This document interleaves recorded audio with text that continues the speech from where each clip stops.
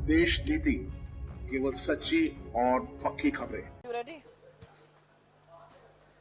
नहीं नहीं, यहाँ पे मैं खड़ी हो जाऊंगी बीच में तो दिखेगा नहीं, इसलिए नहीं नहीं। आप सबको मेरा नमस्कार।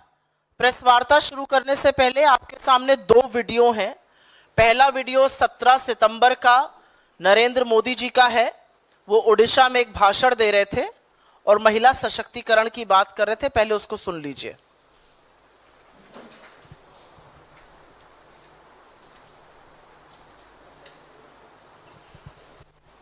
महिलाओं की उन्नति, महिलाओं का बढ़ता सामर्थ्य, ये ओडिशा के विकास का मूल मंत्र होने वाला है। और अब आपके सामने मैं एक दूसरा वीडियो प्ले करूंगी और ये प्ले करते हुए मुझे दुख है, तकलीफ है।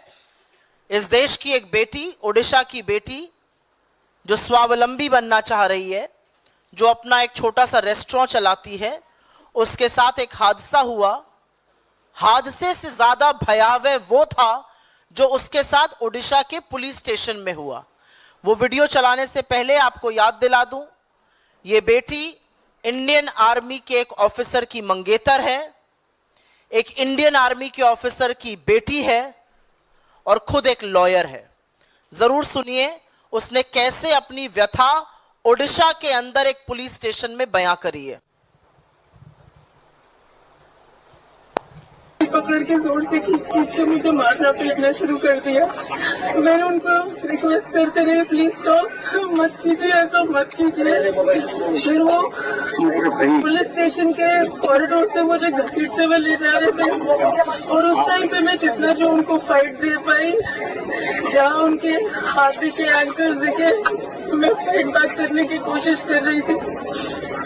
उनके बीच में एक लेडी कांस्टेबल ने मेरा गला पकड़ के दबाने की कोशिश की तो मैंने उनका हाथ काटा है।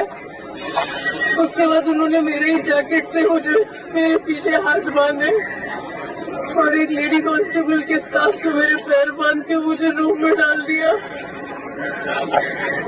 थोड़ी देर में एक मेल ऑफिसर आके मेरा ब्रा उतार के मेरे ब्रेस्ट पे किक मारना शुरू किया। अराउंड 6 o'clock जो स्टेशन के IIC है वो आए और उन्होंने मेरा पैंट लोअर किया, अपना पैंट लोअर किया और अपना पीनस निकाल के मुझे बोला कि कितने बार तुम लेना चाहोगे कि तुम चुप रहोगे, क्योंकि मैं बहुत ज्यादा चिल्ला रही थी हेल्प के लिए, बहुत ज्यादा चिल्ला रही थी हेल्प के लिए।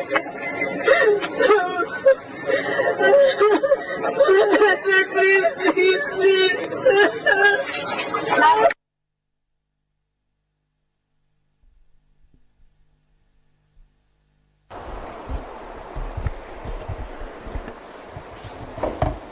ये वीडियो, जैसा कि मैंने आपको बताया, हम उनकी आइडेंटिटी रिवील नहीं करेंगे, लेकिन ओडिशा की एक बेटी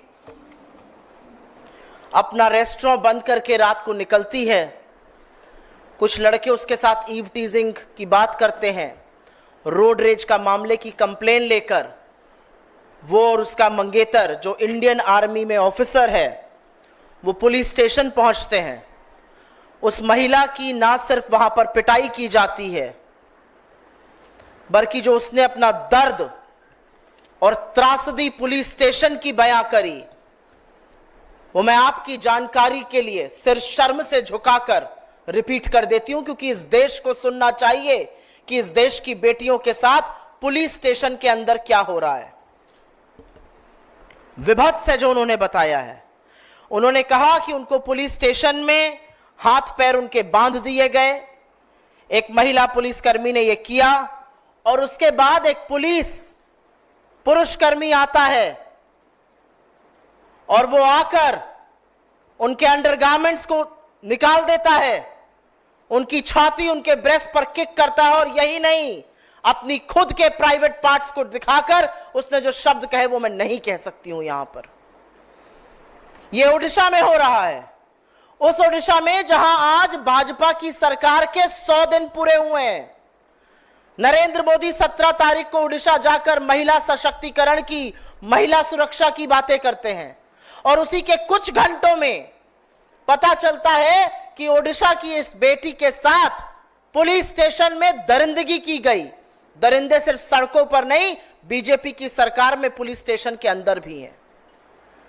और ये कोई अबला नारी नहीं थी, ये एक लॉयर है, ये भारतीय सेना के अधिकारी की मंगेतर है। वो भारतीय सेना का अधिकारी जो सिख रेजिमेंट का मेजर है, मैं उनका नाम यहां नहीं बोल रही हूं। सिख रेजिमेंट के एक मेजर की मंगेतर के साथ देश अपना ऋण इस तरह से चुका रहा है। ये वो इंडियन आर्मी ऑफिसर्स होते हैं जो रेगिस्तान की तपती गर्मी और सियाचिन की हाड़ कांपती ठंड में इस देश की सरहद की सुरक्षा करते हैं। और एक कृतज्ञ राष्ट्र उनको इस तरह से इस चीज का इनाम दे रहा है। वो लड़की चिल्लाती रही, मेरी मदद करो, मेरी मदद करो, और उसके बाद भी उसकी मदद करने के लिए कोई आगे नहीं आया। और यह असलियत है कि लड़की का असली यौन शोषण ओडिशा के एक पुलिस स्टेशन में उस सरकार के पुलिसकर्मियों द्वारा हुआ जो आज अपने 100 दिन मना रही है।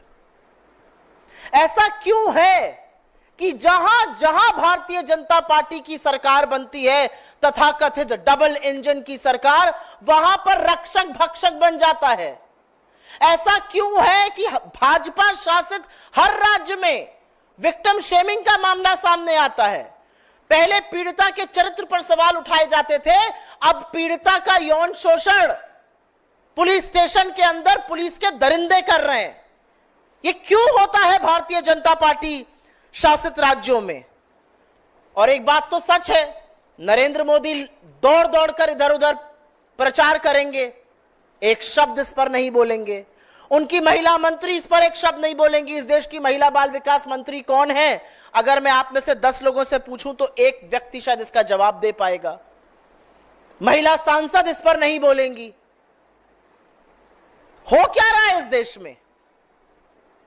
पुलिस को देखकर जिन अपराधियों की हाड़ कांप जानी चाहिए, उनसे बचने के लिए जब एक औरत पुलिस स्टेशन जाती है, वहां शरण, वहां सहारा, वहां मदद मांगती है, उसके साथ यौन शोषण पुलिस कर्मी करता है,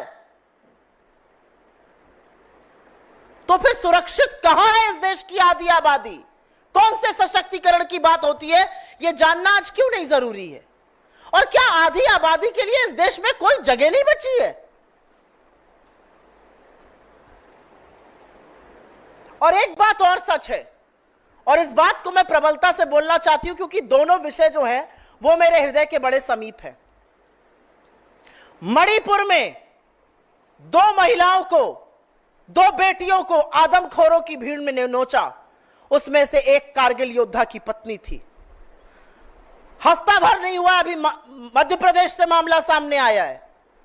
2 आर्मी ऑफिसर्स, 2 आर्मी के सैनिक और उनकी महिला मित्रों और संबंधियों के साथ वो कहीं घूमने गए थे, वहां पर उनकी पिटाई की गई।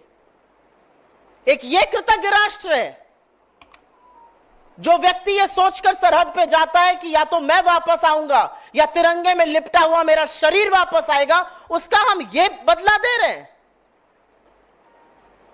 और सब चुप रहेंगे, सुई टपक सन्नाटा रहेगा, इस पर कोई आक्रोश नहीं होगा, इस पर कोई प्रदर्शन नहीं होगा, इस पर कुछ नहीं बोला जाएगा।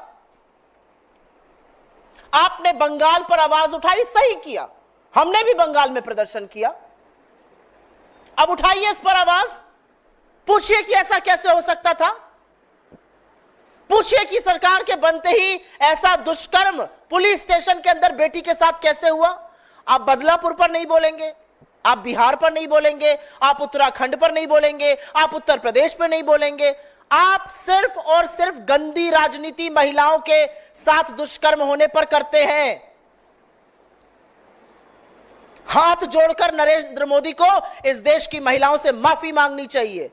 आपके वहां से आए हुए 72 घंटे नहीं हुए हैं और इस देश के सामने इस दरिंदगी का इतना बड़ा वाकया सामने आया है। हमारी इस मंच से मांग है महिलाओं की सुरक्षा को प्राथमिकता बनाई जाए। हमारी इस मंच से मांग है नरेंद्र मोदी अपनी चुप्पी तोड़े और महिला बाल विकास आयोग भाजपा का फ्रंटल बनने के बजाय इसका स्वतः संज्ञान ले। यह ह्यूमन राइट्स कमीशन का मामला है, यह मानव अधिकार का मामला है। अपराधी से बचकर हम पुलिस स्टेशन इसलिए जाते हैं क्योंकि हमें सहायता मिलेगी, हमें सुरक्षा मिलेगी। और आज इस देश की आधी आबादी को नोचा पुलिस स्टेशन के अंदर जा रहा है। I will very briefly make a statement in English on this. As you saw, Mr. Modi was in Odisha. He spoke about women empowerment. Less than 72 hours later, we have a gruesome case that's come in from Odisha.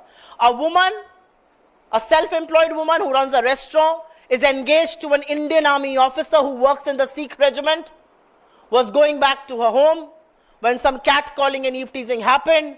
She went to the nearest police station. Instead of helping her out, the police tied her hands and her feet. A male police officer came and disrobed her, took off her undergarments, kicked her on her breasts, and flashed his own private parts before her. And what he said thereafter, I cannot say it in public domain. Is this how safe our women are? The Prime Minister is absolutely silent. The BJP rightfully protested in West Bengal. What about Odisha now? Are you going to keep quiet? You don't want to speak in Badlapur? You don't want to speak in UP, in Bihar, any place that's controlled by the BJP? Are you going to keep quiet on this? The Prime Minister is too busy campaigning. He doesn't have the time. We don't know who India's Women and Child Development Minister is because she rarely speaks. She doesn't speak, in fact. Women MPs of the BJP would rather be elected to parliament than to open their mouths on women's security, safety and their empowerment. The Women Commission in India is as good as a frontal of the BJP. But how is this tolerable? How will this be tolerated? Who can justify this? And this is happening not to someone who's not educated, who doesn't know her rights. She's a lawyer. She's engaged to an officer from the Indian Army of the Sikh regiment. And not just that, this has happened to the wife of the Kargil warrior in Manipur. It happened to female companions of our army officers in Madhya Pradesh. What exactly is happening in this country? Where are women safe? If women are not going to be safe in police stations, because quite frankly in this case, the crime against that woman, the sexual exploitation against that woman happened inside the police station. And who's answerable for that? 100 दिन की सरकार आप आज मना रहे हैं उड़ीसा में, इसका जिम्मेदार कौन है? किसकी जवाबदेही है? 2-4 पुलिस अफसरों के तबादले से चुप रह जाएगा यह देश? आपके सवालों का अगर इस मुद्दे पर हो तो स्वागत है।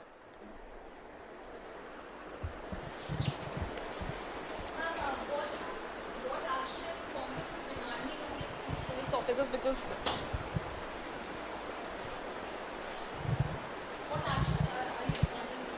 our first and foremost action is acknowledgement of what happened to that woman inside the police station. At least acknowledge what happened to her. Accept that crime against women are going up unchecked, unabated. That's the reality. That's our first demand. Don't gloss over it. Don't pretend women in this country are safe, because they're not. Women in this country are not safe. They are not safe if they are laborers in the field. They are not safe if they are doctors in the hospital. They are not safe if they are working in 9-to-5 jobs. They are not safe. So first the BJP has to accept it, acknowledge it. मेरा अपना मानना है, सबसे पहले आप ये माननीय तो कि औरतों का, आधी आबादी का कोई सुरक्षा नहीं है इस देश में। चाहे वो अंगूठा छाप एक लेबर हो, खेतों में काम करने वाली, एक डॉक्टर हो, 9 से 5 ऑफिस में काम करने वाली महिला हो, या फिर वो बेटी हो उड़ीसा की जिसके साथ ऐसा हुआ। कौन सेफ है? हमारी पहली डिमांड है, प्रधानमंत्री को इस देश से माफी मांगनी चाहिए, अपनी चुप्पी तोड़नी चाहिए। और संरक्षण जब आप ऐसे लोगों को दीजिएगा तब ऐसे कांड होंगे। असलियत यह है कि इन लोगों का हौसला और इन लोगों का खौफ इसलिए नहीं जाता, इन लोगों का हौसला इसलिए बढ़ता है क्योंकि इनको पता है ये कोई भी दरिंदगी कर दे, इनको बीजेपी का संरक्षण मिलता रहेगा।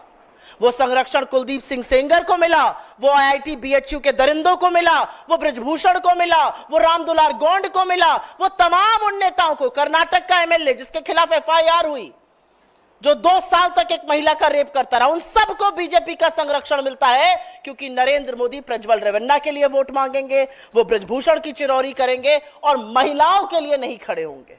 ये असलियत है।